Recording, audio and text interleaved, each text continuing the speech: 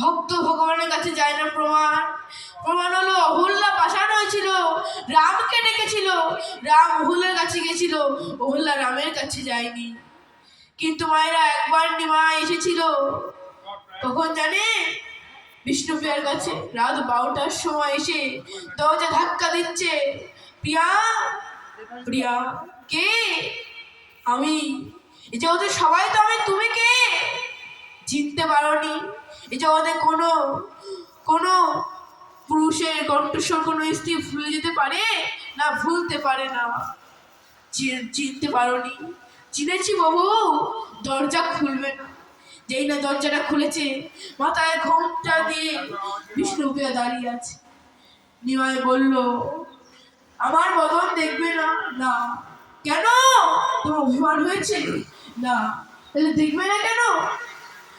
সাধু পুরুষদের মুখে শুনেছি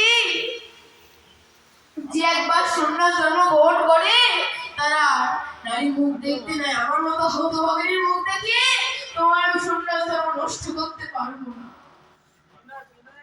ভাইরা, এই হলো বিষ্ণুপ্রিয়া। তখন বলছে, আমার বদন দেখবে না? না। তাহলে কিছু চাইবে না? কিছু চেয়ে না? বলুন তো ভাইরা, কোন স্বামী যদি বহুদিন পরে স্ত্রীর কাছে আসে, তাকে চা পাতা দিল, বলছে না, চাইবো না। বিশ্বপতি ভগবানকে যে পতি রূপে পেয়েছি, তার আবার চাইবার কি আছে? কিছু চেয়ে না। দেবে যদি প্রভু তোমার খড়গ যুগল আমায় দাও, আর তোমার ওই মন্দিরে বসে বসে তোমার নাম করতে করতে আমার জীবন কাটা। তাই এখনো সেই নবদ্বীপে এখনো সে গৌরের চরণ ধরে বিষ্ণু কাঁদছি। তাই হরিবল প্রিয়।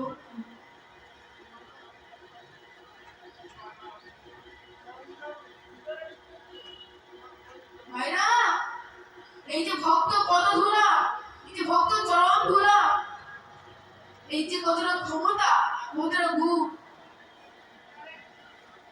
শুনো, ভগবান নারদমুনিকে বলছে, নারদমুনি, নারদমুনি, তুমি কি সব থেকে বড় ভক্ত এই ত্রিজগতে? হ্যাঁ, আমার মতো বড় ভক্ত এই ত্রিজগতে আর নেই। তখন নারদমুনি এই কথা শুনে, নারদমুনির কথা শুনে ভগবান শ্রীকৃষ্ণ মনে মনে ভাবছে, নারদমুনি, তবে তো তোমাকে পরীক্ষা করবো, তুমি কি আমার সব থেকে বড় ভক্ত না? তাই নারদমুনি দ্বারকায় গিয়ে দ্বারকায় সব কাজকর্ম করছে, কিন্তু ভগবান শ্রীকৃষ্ণ দ্বারকায় গিয়ে মাথায় হাত দিয়ে বসে পড়ে ডাক দিয়েছে, নারদমুনি, নারদমুনি, কি হয়েছে বাবু, তুমি আমায় ডাকছো? ভক্ত। তখন বলছে, বেশ, তুমি যাও, যেখান থেকে বড় ভক্ত পদধূলা নিয়ে এসো। তাই নারদমুনি কাঁদতে কাঁদতে সে দাঁড়িয়েছে বৃন্দাবনে। বৃন্দাবনে যখন এসে দাঁড়িয়েছে না, তখন কতগুলি ব্রজ রমণীগণ জল আনতে যাচ্ছে। নারদমুনিকে দেখতে পেয়ে বলে উঠলো, নারদমুনি, নারদমুনি,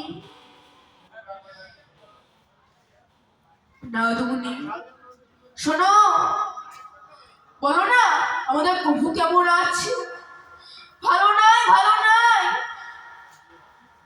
আমাদের প্রভুর অসহ্য মাথার যন্ত্রণা, যে মাথার যন্ত্রণা তিনি সহ্য করতে পারছে না।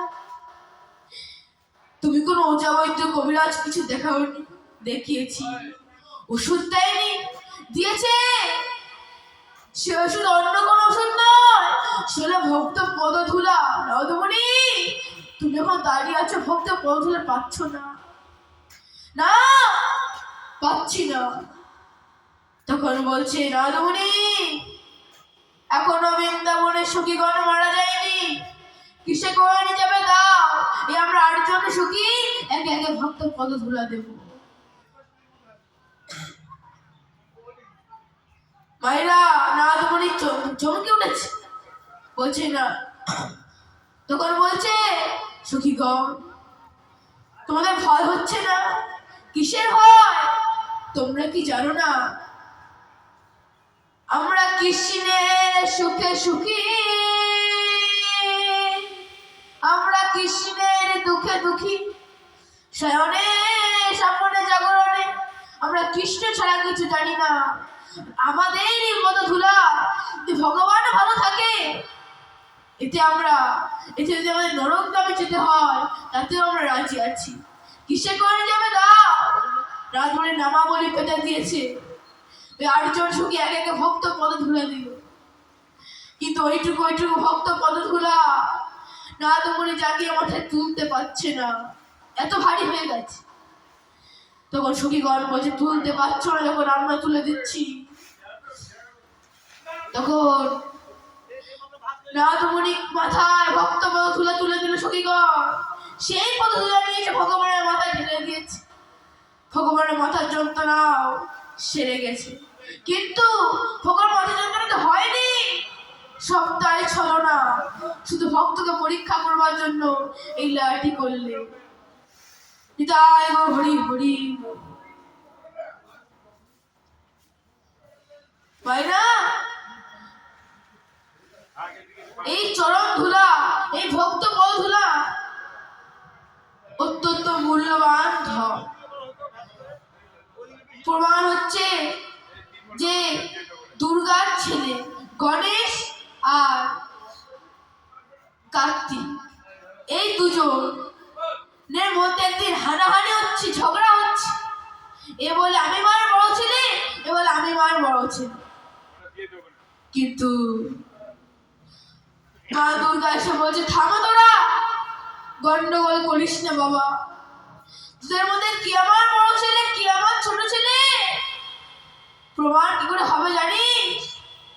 তোদের মধ্যে যে পৃথিবীর প্রত্যেকটা তীর্থ ভ্রমণ করে, যে প্রত্যেকটা তীর্থ ভ্রমণ করে স্নান করে যে আগে আমার কোলে বসতে পারবে সে হবে আমার বড় ছেলে। এতে কার্তিকের মন আনন্দে নেচে উঠেছে। কেন জানে? কার্তিকের বাহন হচ্ছে তো ময়ূর, আর গণেশের বাহন তো ইঁদুর। ওই কার্তিক যদি একবার ময়ূরের পিঠে চেপে বসে যদি একবার চাবুক মারে তাহলে ওকে উড়িয়ে নিয়ে চলে যাবে। আর গণেশ ওর পিঠে যদি চাবুক মারে তাহলে গণেশকে নিয়ে যাবে ঠিক কথা, কিন্তু ইঁদুর যদি সামনে গর্ত দেখে তাহলে আগে ঢুকবে আর সামনে জল দিলে 10 পা পিছিয়ে আসবে। ওর দ্বারা কোনদিন পৃথিবী জয় করা সম্ভব।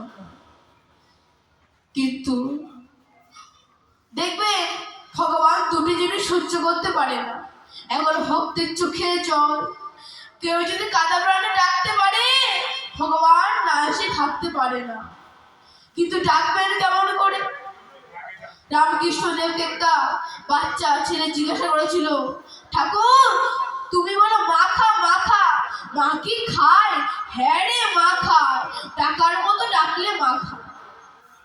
তা তুমিও ডাকো আমিও ডাকি, তা তোমার হাতে খায় আমার হাতে খায় না কেন? তখন বলছে ডাকার মতো আকুলতা চাই, ব্যাকুলতা চাই, ভগবান খাবে। ছেলেটি বলল, কিরকম আমি তো বুঝলাম না। তখন বলছে তবে ছেলেটিকে নিয়ে এসে গঙ্গার ঘাটে নিয়ে এসে মাথা ধরে গঙ্গার জলে চুপিয়ে ধরেছে। চুপিয়ে ধরে কিছুক্ষণ পরে তুলে বলছে, ওরে তোকে এখন জলে ডোবালাম, তোর মধ্যে কেমন হচ্ছিল? ও ঠাকুর আমার মধ্যে না আঁকুবাকু করছিল, এই বুঝি প্রাণটা বেরিয়ে যাবে। ওরে গুরু গোবিন্দের ডাকবার সময় তোর মন যদি ওরকম আঁকুবাকু করে, প্রথমেই তাই হরিবল হরিবল বলে গুরু গোবিন্দের কৃপা হয়ে যায়। তাই ভগবান দুটি জিনিস সহ্য করতে পারে না, এখনো ভক্তের চোখের জল আর অহংকার। কার্তিকে অহংকার হয়েছে। দেখবেন মায়েরা, বেঁচে ছেলেদের বুদ্ধি হয় বেশি, তা গণেশের বুদ্ধি বেশি। তাই সে ইঁদুরের পিঠে চেপে বসে মা দুর্গা আর মা ভোলানাথকে কৈলাসে বসিয়ে 3 বার প্রদক্ষিণ করে ষষ্ঠাঙ্গে প্রণাম করেছে। সঙ্গে সঙ্গে মা দুর্গা নিজের গলার মালা খুলে গণেশকে পরিয়ে দিল, নিজের হাতে 12 লাড্ডু গণেশকে খাইয়ে দিল। এদিকে কার্তিকের তো কাল খাম ছুটে গেছে পৃথিবী জয় করতে গিয়ে, শেষে ফিরে এসে দেখছে মায়ের কোলে গণেশ, চিৎকার করেছে, মা মা এ কি করলে? তুমি যে বললে পৃথিবীতে জয় করবে সে হবে তোমার বড় ছেলেটা, ও গণেশকে করে নিলে কেন? তখন বলছে পাশে ছিল মৃত্যুঞ্জয়, মায়েরা মা ভোলানা যিনি মৃত্যুকে জয় করেছিল, আরে মা ভোলানা কমলাক্ষ, এই তিনি তিন যুগে একই বাবা ছিলেন, সত্য তেতা দাপর, এই তিন যুগে একই বাবা ছিলেন, আর কলিতে এসে রূপ পরিবর্তন করে কমলাক্ষ রূপে উদয় হয়েছিলেন। এই কমলাক্ষ হচ্ছে অদ্বৈত আচার্য, যিনি মহাপ্রভুর 52 বছরের বড়। তিনি বললেন কার্তিক যাও কোথায়? তোমার মা বললো তুমি চলে গেলে উড়ে, মোড়ে পিঠে চেপে গেছো ঠিক আছে, কিন্তু তুমি একবার তো পিতামাতার চরণে প্রণাম করলে না, তো তুমি কি করে আমার বড় ছেলে হবে? আর তোমার এই ভাই আমাদের 3 বার প্রদক্ষিণে করে ষষ্ঠাঙ্গে প্রণাম করেছে মায়েরা, তাই বাপ রাত বললে বড় তীর্থ পড়ে আছে পিতামাতার চরণ তলে, এই চরণ ধুলা ভক্ত পদধুলা অমূল্য, নিতাই গো হরি বল হরি বল। 30 বার বৃন্দাবনে গেলে 20 বার বৃন্দাবনে গেলেও কিন্তু পিতামাতাকে সেবা না করলে কোনো ফল হবে না। নিতাই গো হরি হরি হরি বল।